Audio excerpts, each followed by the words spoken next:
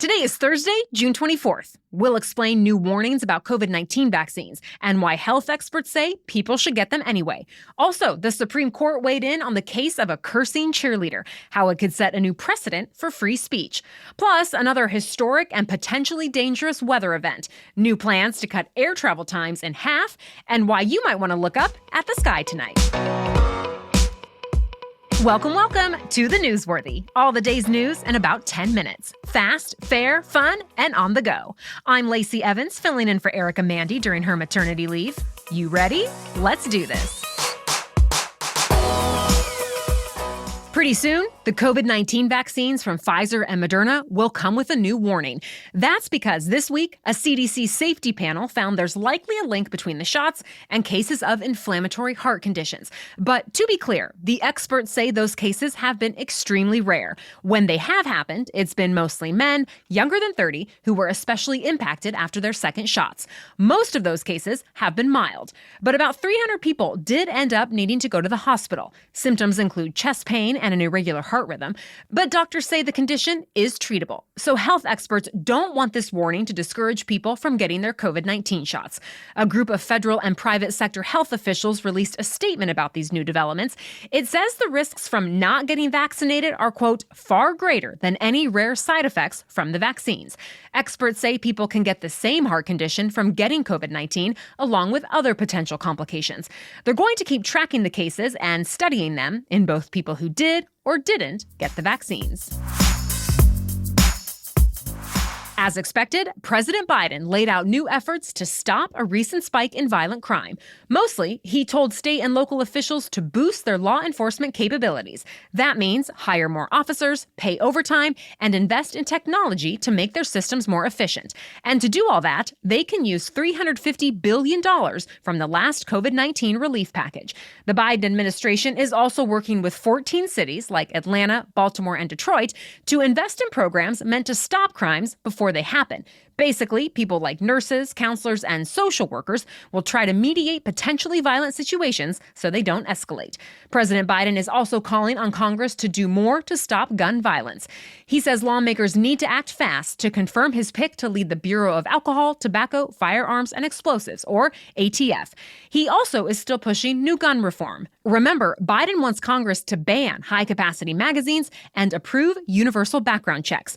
On that, the White House is facing some criticism from both sides. Many Republicans say Biden's proposals go against the constitutional right to bear arms, whereas some gun safety advocates say Biden hasn't made gun reform enough of a priority.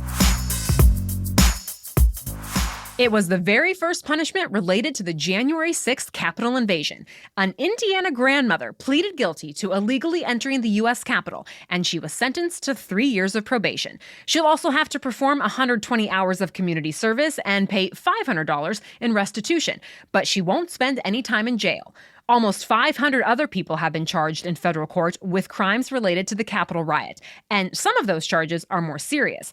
For example, 3 groups of people are charged with conspiracy for allegedly planning to commit crimes at the Capitol before that day.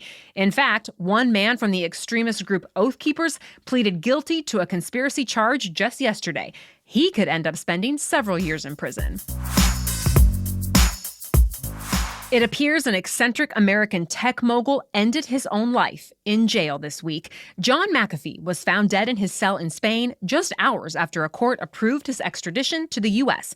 McAfee was set to face charges for tax evasion and cryptocurrency fraud. He was the creator of the McAfee antivirus software, although he hasn't been associated with that company for more than 2 decades now. McAfee was, at one point, worth more than $100 million. But during the 2008 financial crisis, the value of his investments plunged. He sold his company and retired. But in the years since, he hasn't stopped making headlines. McAfee has said he's fathered at least 47 children, married a prostitute, and lived on a mega yacht. Back in 2016, he ran for U.S. president as a libertarian candidate. He has also said taxes were illegal and refused to pay them for several years. McAfee allegedly owed the U.S. government more than $4 million in taxes before fines or interest. He was arrested in Spain last year and had been there for 8 months until his death yesterday. John McAfee was 75 years old. Had he been extradited, tried, and convicted, a judge could have sentenced him up to 30 years in prison. People in the Pacific Northwest should start preparing for what could be the hottest weather that's ever been recorded there. In parts of Washington and Oregon, temperatures are expected to reach anywhere from 100 degrees to 114 this weekend. That could break records by a lot. Normally, the average temperature for June in that part of the country is in the 70s, so a lot of people there don't have central air conditioning. The National Weather Service suggests those people keep their blinds closed to block sunlight as much as possible, use fans, and avoid using the oven or stove inside. Many cities are also planning to open cooling centers and pools just to give people some relief. The excessive heat is expected to last from tomorrow through at least Monday. Much more news ahead, but first, your main host, Erica Mandy, explains why she appreciates our sponsor, BetterHelp. I know the past year plus has been especially stressful, but you still deserve to be as happy as possible, to achieve your goals and feel like your best self. And I know one great way to do that is through therapy. I think of it as going to the gym, but for our mental health. And BetterHelp makes it so easy. BetterHelp will assess your needs and match you with your own licensed professional therapist. It's convenient. You can start communicating in less than 24 hours. And it's confidential. You always connect in a safe and private online environment. This is not self-help and it's not a crisis line. This is professional counseling, where you can send your counselor a message anytime, plus schedule weekly video or phone sessions. I want you to start living a happier life today. And as a Newsworthy listener, you'll get 10% off your first month. Just go to betterhelp.com/newsworthy. Join more than 1 million people who have taken charge of their mental health. Again, go to BetterHelp, H-E-L-P, betterhelp.com/newsworthy. For the first time in 50 years, a high school student won a free speech case in the Supreme Court. The case centered on 18-year-old Brandy Levy. A few years ago, while she was a freshman in high school, she vented her frustration about not making the varsity cheerleading team by posting a vulgar rant on Snapchat. Well, someone showed it to the cheerleading coach, and Levy got suspended from the junior varsity squad. So, Levy and her parents sued the school. Flash forward to this week, and in an 8-1 decision, the Supreme Court sided with Levy. The justices say Levy's Snapchat message didn't disrupt school activities. So in this case, punishing Levy for her off-campus rant violated her First Amendment right to free speech. That said, the Supreme Court said there are instances when school districts can discipline off-campus speech. For example, if threats are made or if a student is being bullied.